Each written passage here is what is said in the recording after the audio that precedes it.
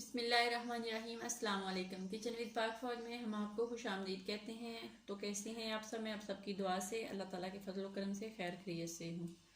तो मेरी दुआ है अल्लाह ताला आप तमाम बहन भाइयों की मुश्किलें, परेशानियाँ, दुख तकलीफ़ें दूर करे और आप लोगों की जो दिली ख्वाहिशें और जो खुशियाँ अल्लाह ताला आपको दे और आपकी जो तमाम परेशानियाँ उनको ख़त्म कर दे। आमीन सुम्मा आमीन। तो आज की जो रेसिपी है वो बनाने से पहले वही छोटी सी रिक्वेस्ट कि अगर अभी तक चैनल को सब्सक्राइब नहीं किया तो मेहरबानी करके सब्सक्राइब कर दें। रेसिपी को पूरा देखा करें, बनाया करें। रेसिपी अच्छी लगती तो लाइक कर दिया करें और कमेंट्स करके अपनी बहन को बताया करें, दोस्तों के साथ शेयर किया करें, वीडियो को फुल वॉच किया करें और लाइक कर दिया करें। ये आप लोगों की तरफ से एक मोहब्बत होती है हमारे लिए। तो यहाँ पे आज मैं बना रही हूँ आलू और प्याज वाले पकौड़े।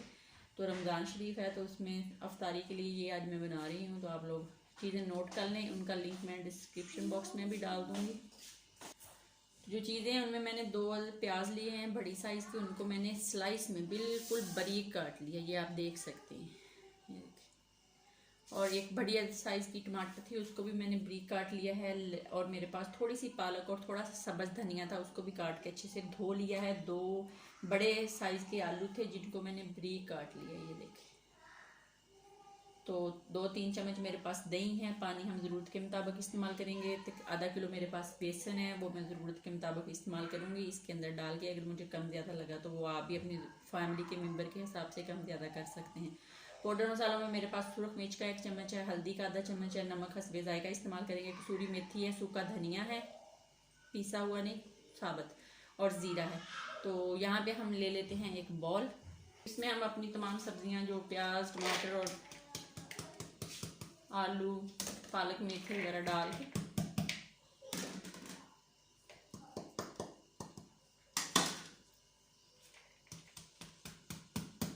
अच्छे से साफ़ कर लिया करें, कोई चीज़ ज़ाया ना किया करें। बड़ी मुश्किलों से, मेहनतों से जो मर्द हजरात है कमाते हैं। तो अब हम इसके अंदर जो पाउडर मसाले हैं वो डाल देते हैं। बिस्मिल्लाहिर्रहमानिर्रहीम। और इसको हम हाथ की मदद से मिक्स करते हैं। इसके अंदर दही जो है वो डाल देंगे, पानी और बेसन अभी नहीं डालेंगे।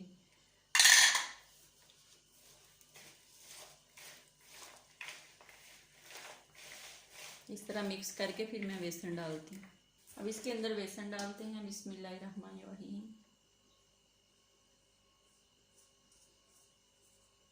डाल के देख लेते हैं, अगर और ज़रूरत पड़ी तो डाल लेंगे।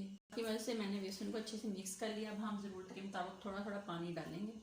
जब हमारा पकौड़ों का जो बनाना है हमने सामान, वो बिल्कुल पकौड़ों की शक्ल इख्तियार कर गया तो हम अपना पानी जो है वो बस करेंगे, नहीं डालेंगे। ना ज़्यादा पतला रखेंगे ना सख्त रखेंगे। तो ये देख लें, ये रेडी हो गया है। और इस तरह के मैं अब इसके ऐसे ऐसे करके पकोड़े बनाऊंगी। दूसरी साइड पे मैंने ऑयल जो है वो पैन में डाल दिया है। अब चूल्हा चला के इसको गर्म करते हैं, तब तक ये भी थोड़ा रच मिच जाए। तेल हमारा गर्म हो गया है। अब हम बिस्मिल्लाह करते हैं और पकौड़े इसके अंदर डालते हैं। बिस्मिल्लाहिर्रहमानिर्रहीम।